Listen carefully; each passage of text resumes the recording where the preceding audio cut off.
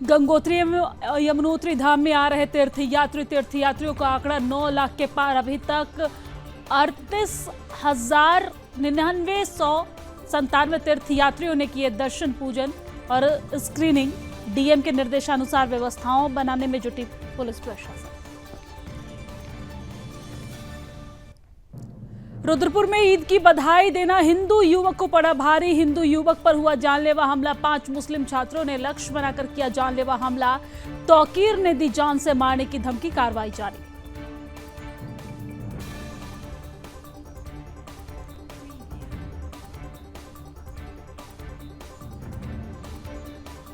Cabinet मंत्री सौरभ बहुगुणा का बागेश्वर दौरा। 60 करोड़ की जिला योजना अनुमोदित रोजगार परक योजनाओं को रखना फोकस। बागेश्वर और कपकोट में बराबर का फंड। कांवड़ यात्रा को लेकर पुलिस ने कसी कमर। एसएसपी ने किया कांवड़ पटरी का निरीक्षण। डीएम ने हरिद्वार के व्यापारियों के साथ की बैठक। अतिक्रमण के साथ चलाया जाएगा वेरिफिकेशन अभियान।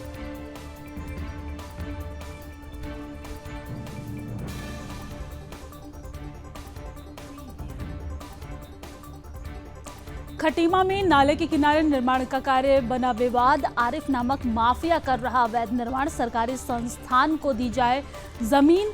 आरिफ ने जमीन को बताया अपना।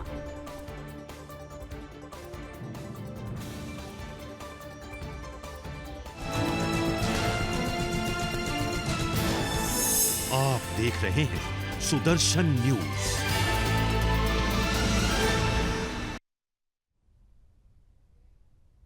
नमस्कार, सुदर्शन न्यूज पर अपना उत्तराखंड देख रहे हैं आप। मैं हूं आपके साथ दिव्या सिंह। बुलेटिन की शुरुआत करते हैं। खबर उत्तराखंड के रुद्रपुर से है, जहां पर सरदार भगत सिंह स्नातकोत्तर महाविद्यालय परिसर में उस वक्त हड़कंप मच गया जब कुछ मुस्लिम युवकों ने एक हिंदू छात्र पर धारदार हथियारों से जानलेवा हमला कर दिया। हमले में छात्र गंभीर रूप से घायल हो गया है। मामले की सूचना पुलिस को दी गई और पुलिस ने 5 लोगों के खिलाफ मुकदमा दर्ज किया है। पुलिस को दी गई तहरीर में भूरा रानी निवासी लक्ष्य दिवाकर ने बताया है कि महाविद्यालय के छात्रों का एक व्हाट्सएप ग्रुप है और ग्रुप में दूसरे समुदाय यानी कि मुस्लिम छात्रों ने ईद की बधाई दी थी। इस पर छात्र लक्ष्य दिवाकर ने त्योहार पर जीव हत्या को लेकर अपनी भावना व्यक्त कर दी और इसी से नाराज होकर आरोपी छात्र शमी खान, नाजिस मंसूरी और साथ ही साथ समीर रजा और मोहम्मद अरबाज ने धारदार हथियार से लक्ष्य दिवाकर पर जानलेवा हमला कर दिया, जिससे उसे गंभीर चोट आई है। पीड़ित छात्र का आरोप है कि उसे छात्र तौकीर सकलानी के द्वारा जान से मारने की धमकी भी दी जा रही है। वहीं पुलिस ने पूरे मामले में तहरीर के आधार पर 5 लोगों के खिलाफ मुकदमा दर्ज करते हुए आगे की कार्रवाई शुरू कर दी है।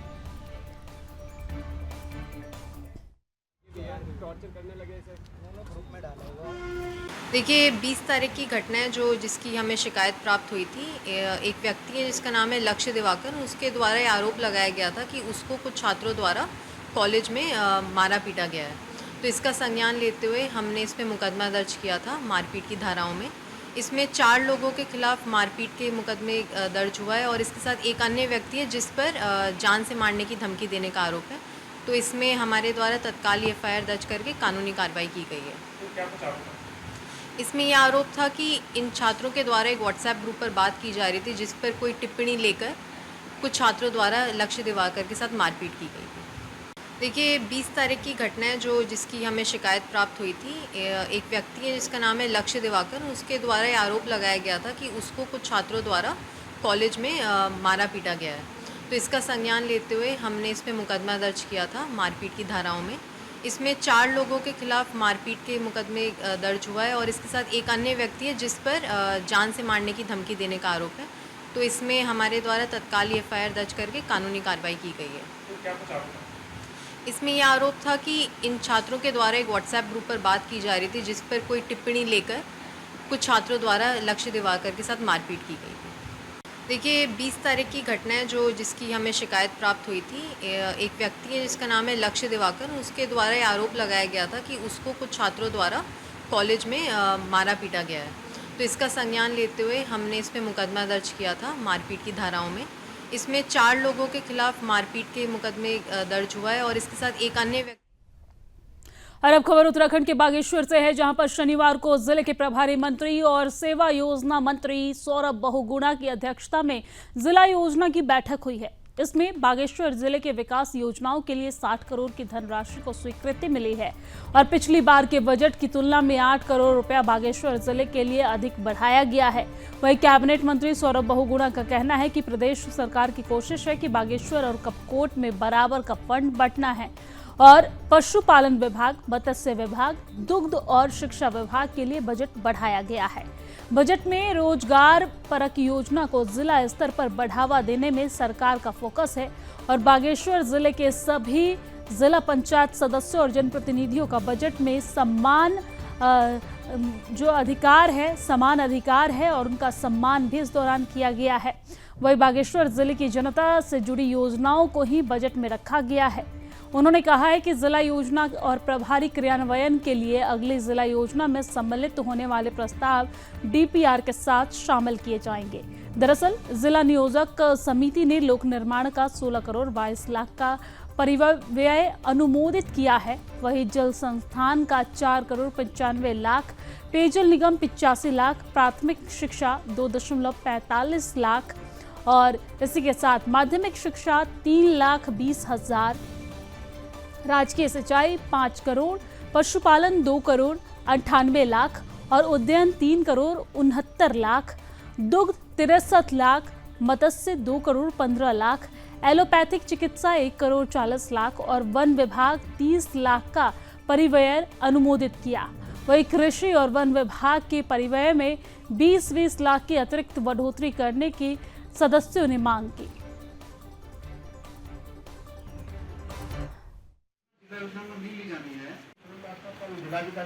पिछली बार से 8% का परिव्यय हमने बढ़ाया है। पिछली बार हमारा 55 करोड़ के आसपास था, इस बार हमने 60 करोड़ के ऊपर परिव्यय ले गए हैं। कोशिश हमने करी है कि सबका सम्मान कर सकें, सारे जिला पंचायत सदस्यों का, हमारे जनप्रतिनिधियों का और सबकी योजनाओं को सम्मिलित किया जा सके। हमारी सबसे बड़ी समस्या रही है कि इस बार भी हमको जो प्रस्ताव आए हैं वो 360 करोड़ के प्रस्ताव आए हैं, जबकि हमारी जिला योजना सिर्फ 60 करोड़ की है। तो कोशिश हमने करी है सबके प्रस्तावों को एडजस्ट करने की। कोशिश ये भी है कि कपकोट और बागेश्वर जो है दोनों विधानसभाओं में बराबर फंड बटे, किसी का ये आरोप ना लग पाए कि हमने किसी को फेवर किया है।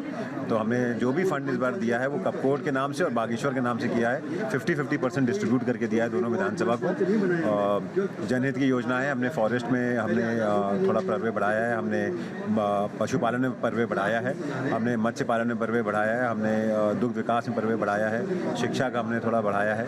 तो जो रोजगार परक योजनाएं हैं हमने उस पर फोकस किया है और कोशिश यही किया है कि जो हमारे बागेश्वर के युवा हैं, जो हमारे किसान हैं, हमारी मातृशक्ति हैं, इनको हम लोग रोजगार से कैसे जोड़ें, उस पर हमने फोकस किया। कई सदस्यों की नाराजगी भी होगी, मैंने आपको बताया। देखिए 360 करोड़ की जब योजनाएं मिलेंगी और 60 करोड़ हमारा परिव्यय, तो नाराजगी जायज़ है, लेकिन फिर भी हमने पूरी कोशिश करी है कि हर सदस्य की कोई ना कोई योजना को हम सम्मिलित ज़रूर करें और इम्पोर्टेंस के हिसाब से करें। देखिए हम ये नहीं चाहते कि जो सरकार का पैसा है वो किसी ऐसी चीज़ में लगे जिसकी ज़रूरत नहीं है। तो हमने सारे विभागों से स्पष्ट निर्देश दिए थे कि आप सारी योजनाओं को चेक कर लीजिए और जो सबसे ज़्यादा ज़रूरतमंद योजना है जिससे लोग प्रभावित हो रहे हैं उनको प्रायोरिटी में जिला योजना में रखा जाए ताकि हम उन लोगों को राहत दे सकें। और अब खबर उत्तराखंड के हरिद्वार से है, जहां पर कांवड़ यात्रा को लेकर हरिद्वार पुलिस ने कमर कस ली है और इसी कड़ी में हरिद्वार एसएसपी प्रमेंद्र डोभाल ने आज कांवड़ पटरी का निरीक्षण किया है। साथ ही उन्होंने कांवड़ के दौरान होने वाली दिक्कतों के संबंध में स्टेट होल्डर के साथ बैठक भी की है। बैठक में हरिद्वार के व्यापारियों ने कांवड़ मेला को लेकर सुझाव दिए हैं। बैठक के बाद एसएसपी प्रमोद डोभाल ने बताया है कि कांवड़ मेले से पहले व्यापारिक संगठनों के सहयोग से शहर में अतिक्रमण हटाओ अभियान के साथ साथ वेरिफिकेशन अभियान भी चलाया जाएगा। पिछले वर्षों के अनुभव से सीख लेते हुए इस बार शहर में डाक कांवड़ के दौरान जाम की स्थिति न बने, इसके लिए व्यापक पार्किंग के साथ साथ गाड़ियों की लगातार निकासी की व्यवस्था भी की जाएगी। और इस दौरान पीडब्ल्यूडी, नगर निगम सहित कई विभाग के अधिकारी भी मौजूद रहे। डीएम धीराज सिंह गर्ब्याल ने बताया है कि सभी विभागों को व्यवस्थाओं के संदर्भ में निर्देश दे दिए गए हैं। जल्द ही कांवड़ यात्रा को लेकर विभिन्न विभागों में टेंडर प्रक्रिया शुरू कर दी जाएगी। पुलिस प्रशासन ने भी कांवड़ यात्रा के दौरान भीड़ नियंत्रण, ट्रैफिक और सुरक्षा व्यवस्था को दुरुस्त रखने के लिए कमर कस ली है। जिलाधिकारी धीराज सिंह गर्ब्याल ने बताया है कि कांवड़ मेले को सफल बनाने के लिए सबसे महत्वपूर्ण कड़ी शहर के स्टेट होल्डर ही होते हैं, जो पुलिस के साथ कंधे से कंधे मिलाकर खड़े रहते हैं। बैठक में स्टेट होल्डर के द्वारा मेले के दौरान एम्बुलेंस, अस्थायी अस्पताल, विद्युत व्यवस्था आदि के संबंध में जो सुझाव दिए गए हैं, जिला प्रशासन उस पर जरूर कार्य करेगा। इस अवसर पर जिलाधिकारी ने बताया है कि हालांकि HRD के सहयोग से कांवड़ पटरी को सुंदर बनाया गया, लेकिन फिर भी इस बार बढ़ती कांवड़ियों की संख्या को देखते हुए जिला प्रशासन कांवड़ियों को नेशनल हाईवे पर भेजने पर विचार कर रहा है।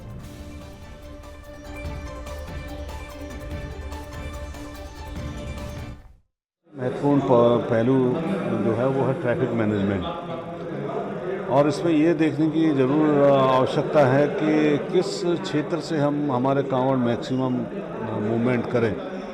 तो इसी चीज़ को लेके व्यापारी वर्ग के साथ जो खास मेन स्टेक होल्डर्स हैं और होटल एसोसिएशन के पदाधिकारियों के साथ, धर्मशाला एसोसिएशन के पदाधिकारियों के साथ, इन सब के साथ आज मीटिंग थी। और ट्रैफिक मैनेजमेंट में सबसे ज़्यादा रोल जो SPOs का रहता है, लोकल्स का, उनके साथ मीटिंग थी। तो उन्होंने जो सजेशन दिया है और उसी बेसिस पे विगत वर्षों का जो हमारा अनुभव रहा है और विगत वर्षों में जो उनका सहयोग रहा है, उसको और कितना अच्छा और करें, और उस सहयोग के आधार पे जो अपने स्टाफ के साथ मिलके व्यवस्थाएं और कैसी चाक चौबंद करें, इस पर बृहद रूप से हम लोगों ने चर्चा की है। और उन्होंने जो आज सजेशन दिए हैं, हमारे विभागीय अधिकारियों के साथ परसों हमारी बैठक है, फिर 2-3 दिन बाद फिर पुनः हम इनके साथ बैठ के फिर उसको अमली जामा हम लोग पहनाएं। आगामी कांवड़ के पर्व के लिए हम लोगों के द्वारा जो तैयारियां होती हैं अर्ली हम लोगों ने स्टार्ट करी हैं। आज इस संबंध में स्थलीय निरीक्षण भी हमारे द्वारा किया गया था। जो मेन पॉइंट्स हैं जहाँ पर से हमारे डाक कांवड़ और हमारे जो पैदल कांवड़ हैं वो जंक्शन हम लोगों के द्वारा देखे गए थे, क्योंकि पिछली बार कुछ वहाँ पर समस्याएं आई थी। साथ में हाईवे बनने के बाद से कुछ नए पॉइंट्स के चैलेंजिंग हमें दिखाई दिए, उन पॉइंट्स को भी हमने चिन्हित किया है। उसके बाद आज सभी व्यापार मंडल के साथियों के साथ, व्यापार मंडल, होटल एसोसिएशन, धर्मशाला एसोसिएशन, इन सब के साथ बैठ के जो पिछली बार क्या हमारी समस्याएं आई थी और किस तरीके से चीज़ों को आगे बेहतर तरीके से परफॉर्म किया जा सकता है, उसके संबंध में इनके सुझाव लिए गए थे और इस पर हम लोग आगे कार्रवाई करेंगे। हाँ, भीड़ और ट्रैफिक का दबाव क्योंकि उस समय काफ़ी ज़्यादा रहता है, उसके रिलेटेड हमारे पास सुझाव भी आए थे, क्योंकि खासकर पार्किंग को लेकर पिछली बार कुछ दिक्कतें आई थी। इस बार इस तरीके से परेशानियाँ ना हो, उसको कम मिनिमम करने के लिए हम लोग अपना प्रयास करेंगे। उसमें जो व्यापार मंडल का सहयोग है उसको वो भी हम लोग प्राप्त करेंगे। देखिए, प्लान बी पर भी हम लोग विचार कर रहे हैं, क्योंकि हमारा मेन जो पॉइंट है वो बैरागी कैंप हमारा मेन रहता है, जहाँ पर से सारा जो ट्रैफिक है वहीं से बाद में हम लोग संचालित करते हैं। इस बार हम लोग वो ट्राई कर रहे हैं कि इनकेस बैरागी कैंप की स्थिति के अलावा हम कौन से और पॉइंट्स पार्किंग के रूप में कर सकते हैं। जी हाँ, निरीक्षण हमारे द्वारा किया गया था। और डाक कांवड़ क्योंकि लगातार ट्रेंड बढ़ता जा रहा है, डाक कांवड़ एक बहुत चैलेंज के तौर पे हम लोगों के द्वारा लिया गया है। उसमें जो हमारा रूट जो प्लान है उसके लिए अलग से हम लोग अभी भी और करेंगे, किस तरीके से डाक कांवड़ को ठीक से हम लोग व्यवस्थित कर सकें, इसके लिए भी प्रयास किया जाएगा। देखिए, किसी प्रकार से नशे की अगर कोई भी दिक्कत या कोई भी हमारे पास कोई सूचना आती है उसमें हम लोग सख्त कार्रवाई करेंगे। वहाँ पर अतिक्रमण इस समय भी हो रखा है, वरना कुंभ के मेले में जितने लोग।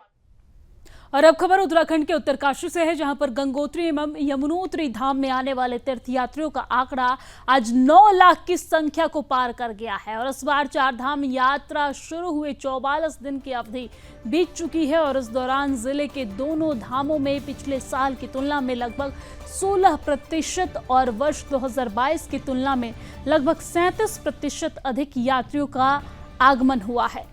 जिले में 4 धाम यात्रा सुचारू और सुव्यवस्थित रूप से संचालित हो रही है। दरअसल गत 10 मई को यमुनोत्री एवं गंगोत्री धाम के कपाट खुलने के साथ ही इस बार 44 दिनों के भीतर रिकॉर्ड संख्या में कुल 9,17,058 यात्रियों का आवागमन हुआ है। यहाँ पर आपको बता दें कि जबकि इन दोनों धाम में यात्रा के शुरुआती 44 दिनों के भीतर वर्ष 2022 में 65,961 और वर्ष 2023 में 77,857 तीर्थयात्री पहुंचे थे। यमुनोत्री आने वाले श्रद्धालुओं की संख्या में इस वर्ष 2022 की तुलना में 55% और 2023 की तुलना में 20% से अधिक की वृद्धि आंकी गई है। इसी तरह अगर गंगोत्री की बात करें तो गंगोत्री में भी श्रद्धालुओं की संख्या वर्ष 2022 की तुलना में लगभग 23% और वर्ष 2023 की तुलना में 12% से अधिक वृद्धि दर्ज की गई है। जिलाधिकारी डॉक्टर मेहरबान सिंह बिष्ट के निर्देश में अधिकारियों की टीम निरंतर यात्रा को चुस्त दुरुस्त बनाए रखने के लिए जुटी हुई है। इस बार अधिक संख्या में यात्रियों के आवागमन को देखते हुए प्रशासन के द्वारा यात्रा रूटों व पड़ावों पर अतिरिक्त यात्री सुविधाओं को जुटाया जा रहा है। अगर हम सफाई की बात करें तो सफाई एवं प्रसाधन सुविधाओं पर भी विशेष रूप से ध्यान दिया जा रहा है और प्रत्येक सेक्टर में इन व्यवस्थाओं पर निगरानी रखने के लिए अलग अलग जगहों से अधिकारियों की यहां पर तैनाती की गई है, जिससे यात्रा रूटों पर श्रद्धालुओं को काफ़ी सहूलियत मिले और यात्री यहां पर सुविधाजनक अपने दर्शन पूजन कर सके। गौरतलब है कि चारधाम यात्रा को लेकर इस बार स्वास्थ्य सुविधाएं भी बढ़ा दी गई है।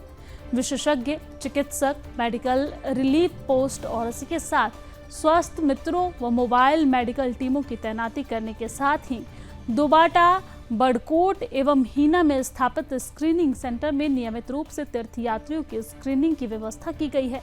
जिले में कुल अभी तक 3,89,997 तीर्थयात्रियों की स्क्रीनिंग की जा चुकी है और 24,437 यात्रियों का स्वास्थ्य परीक्षण भी यहां पर किया जा चुका है।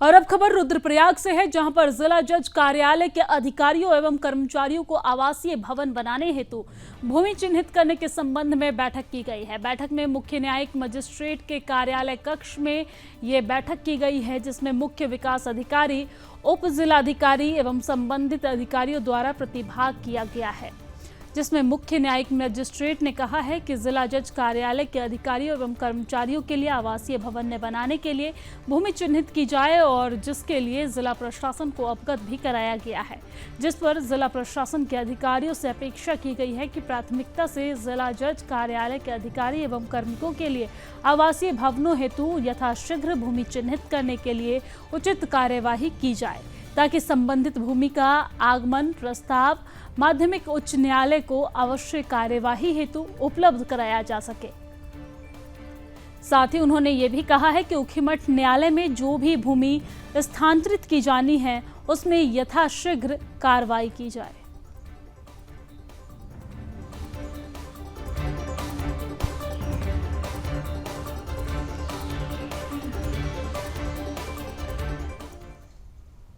और अब बात खटीमा की करेंगे, जहां पर नगर पालिका क्षेत्र के उम्र खुर्द और अमाऊ के बीच नाले के किनारे निर्माण का विवाद बना हुआ है। वही कुछ ग्रामीण का कहना है कि आरिफ नाम के एक युवक ने नाली माफियाओं द्वारा नाली में अवैध निर्माण किया जा रहा है। यदि नाले में कार्य को नहीं किया गया तो आने वाले बरसात के दिनों में नाले का पानी उफान पर होगा और लोगों के घरों में पानी भर जाएगा। ये जमीन किसी सरकारी संस्थान को दिया जाए।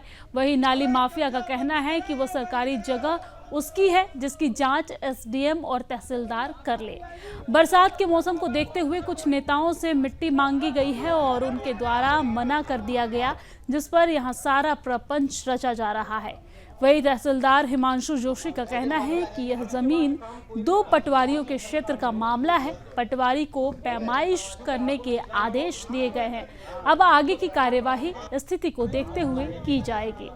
अभी देखना होगा कि तहसील प्रशासन इस पर क्या कुछ कदम उठाएगा।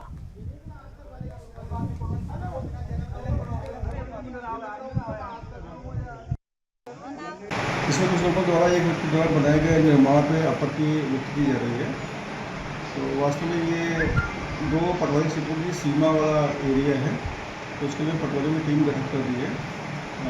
4 दिन उनको जांच रिपोर्ट देने के लिए कहा गया है, उसके बाद स्थिति स्पष्ट हो पाएगी। हाँ, तो मैं इसे जल्दी करा देंगे। देखिए, नगरपालिका द्वारा जो है नाले की सफाई करी जा रही है, जिसमें एक पोकलैंड और एक नगरपालिका की स्वयं मशीन उतार के हम मौके पे मिट्टी जो इधर उधर लगा रहे हैं। कुछ लोग आए मिट्टी की ट्राली मांगने के लिए, कुछ में नेता भी हैं हमारे यहाँ के। मैंने मना कर दिया क्योंकि मेरे को कोई आदेश नहीं है। उसको वजह से लेके एक पूरा मंदिर बना के इन्होंने तो खड़ा कराया यहाँ पे। सिर्फ ये है कि इनको मिट्टी मांग रहे थे, मिट्टी नहीं दी और हमने साइडों में लगाई। रात में हटा मिट्टी चुराई है यहाँ से। अच्छा, नाली की सफाई का पूरा हमारे पास है, पोगलैंड चला रहे हैं पूरा नाला हम शहर का, क्योंकि बरसात आ गई है, 15 दिन रह गए हैं। 15 तारीख के बाद बारिश हो जाती है और लगातार मशीनें चल रही हैं। और ये मामला तो 1 महीने पहले साफ हो चुका है पूरा। इस समय मशीन हमारी सब्जी मंडी में चल रही है। आज इसको लेके जो है एक टारगेट बना के मुझे एक ज़मीन का मामला मेरा लेके, जबकि इसका कोई लेने देना ही नहीं है। मौके पे मेरी भूमिधरी ज़मीन है, उसके पेपर मैंने एसडीएम साहब को दे रखे हैं, इनको दे रखे हैं। मेरे नाम से सिर्फ मुझे जो सताया जा रहा है, लगातार टॉर्चर कर रहे हैं। आरिफ नाम होने की वजह से ज़्यादा मुझे परेशान करा जा रहा है, मुझे ऐसा एहसास हो रहा है। और ये लोग जो है, इनके दिमाग में मेंटेलिटी क्या बनी है मुझे मालूम नहीं है। सुबह आए मेरे यहाँ घुस के जो है, कई लोगों ने आकर मुझे धमकाया, गाली गलौज करी मेरे। और अब खबर मसूरी से है, जहां पर गढ़वाल संस्थान द्वारा मसूरी में खुले स्थान पर सीवरेज छोड़ने और सिविल लाइन पर किचन का सॉलिड वेस्ट डालने वाले लोगों के खिलाफ कार्रवाई शुरू कर दी गई है, जिसको लेकर बीते शनिवार को करीब 1 दर्जन लोगों के पानी और सीवरेज के कनेक्शन भी काट दिया गया है। जिसके बाद लोगों ने हंगामा करना शुरू कर दिया और हंगामा कर गढ़वाल जल संस्थान के द्वारा की जा रही कार्यवाही का विरोध भी यहां पर किया गया है। स्थानीय निवासी सतीश जुनेजा ने कहा है कि पर्यटन सीजन का समय चल रहा है और ऐसे में गढ़वाल जल संस्थान अपनी सीवरेज परियोजना की सफलता का बोझ जनता पर डाल रहा है। वहीं Mussoorie traders and welfare association के अध्यक्ष रजत अग्रवाल ने कहा कि सीजन के समय पर गढ़वाल जल संस्थान द्वारा की जा रही कार्रवाई से लोग परेशान हैं और ऐसे में गढ़वाल जल संस्थान के लोगों को कुछ समय दिया जाना चाहिए, जिससे लोग अपने सीवरेज को ठीक कर सके। मसूरी गढ़वाल जल संस्थान के सहायक अभियंता ने कहा है कि कई होटल और रेस्टोरेंट संचालकों के द्वारा अपना किचन सॉलिड वेस्ट सीधे सीवरेज की मुख्य लाइन में डाला गया है, जिससे समय समय पर मसूरी में कई क्षेत्रों की सीवरेज लाइनें क्षतिग्रस्त हो रही है और चैम्बर ब्लॉक हो रहे हैं।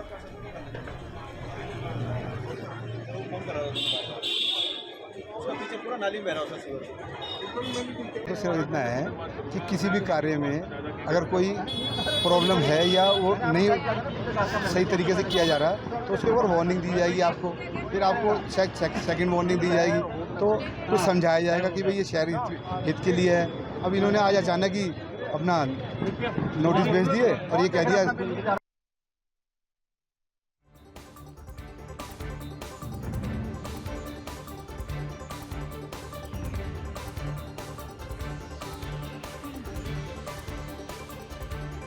किचन वेस्ट सीधा डाल रहे हैं और अभी तक हमारे पुराने नोटिस पे कोई कार्रवाई नहीं करी है।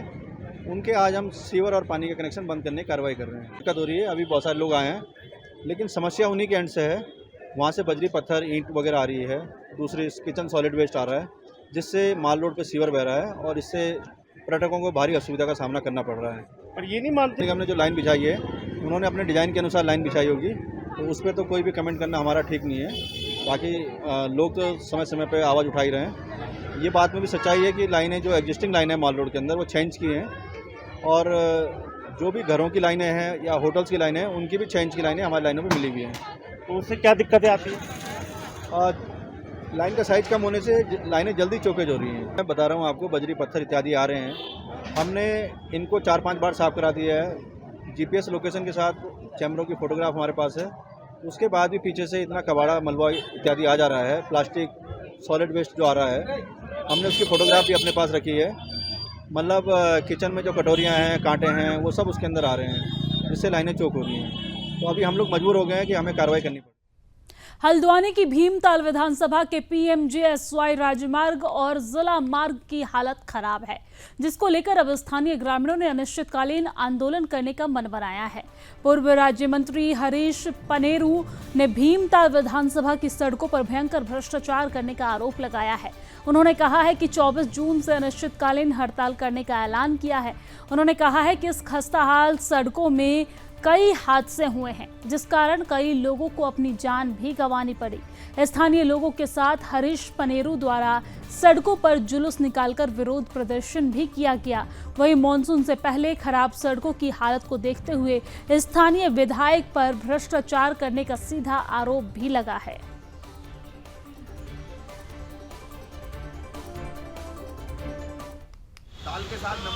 देखिए उसमें 100% भ्रष्टाचार है। कल मैंने कोंता पटरानी 3 किलोमीटर पैदल यात्रा करके जुलूस निकाला है। प्रशासन आंखें मूंदे हुए है और मैंने जो कलमट दिखाए हैं उन कलमटों के ऊपर गड्ढे हो रखे हैं, उसके ऊपर मिट्टी भर के डामर करने का प्रयास किया जा रहा है। इसके खिलाफ 24 तारीख को हम काठगोदाम में पीएमजीएसवाई कार्यालय पर अनिश्चितकालीन धरने पर बैठेंगे। ऐसा भ्रष्टाचार इस राज्य में पुष्कर धामी की सरकार में, वहाँ के जनप्रतिनिधियों के दबाव में अधिकारी पैसा ले रहे हैं। डीएम साहब ने कहा पतलोट छिड़ाकान मिडार दौरे के दौरान कि इसकी जांच करो। उनके सामने गांव वालों ने प्रस्ताव रखा, उसकी कोई जांच नहीं और धांधली बढ़ गई। जल्दी से काम को फिनिश करके उसका पैसा प्राप्त करने का प्रयास। उसमें कोंता पटरानी, हरिस्ताल, उसमें गोनियारों, उसमें छिड़ाकान मिडार, उसमें सारी भीमताल विधानसभा की जितनी सड़कें हैं। मेरा ये कहने का सीधे सीधे प्रश्न चिन्ह है, वहाँ के विधायक जी, वहाँ के यहाँ के सांसद जी इसमें सीधे सीधे भ्रष्टाचार के दोषियों को संरक्षण देने का काम कर रहे हैं। वरना उन्होंने क्यों नहीं आज तक इतने बड़े भ्रष्टाचार इतने मुद्दे पर बोला। और चलिए आगे बढ़ते हैं। 23 से 30 जून तक मसूरी में समर कैंप का आयोजन किया जा रहा है।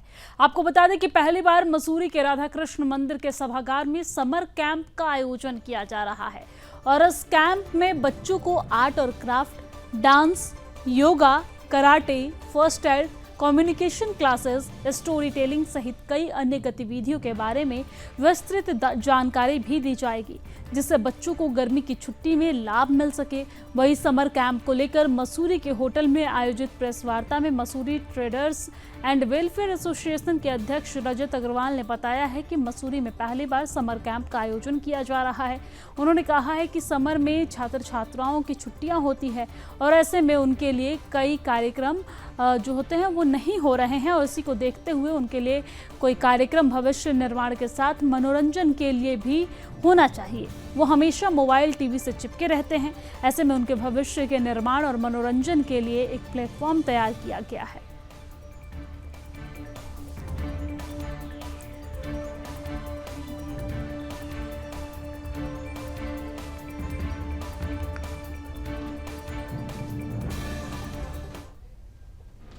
और अपना उत्तराखंड की खबरों में फिलहाल इतना ही, लेकिन देश और दुनिया की तमाम खबरों के लिए आप देखते रहिए सुदर्शन न्यूज। जय हिंद।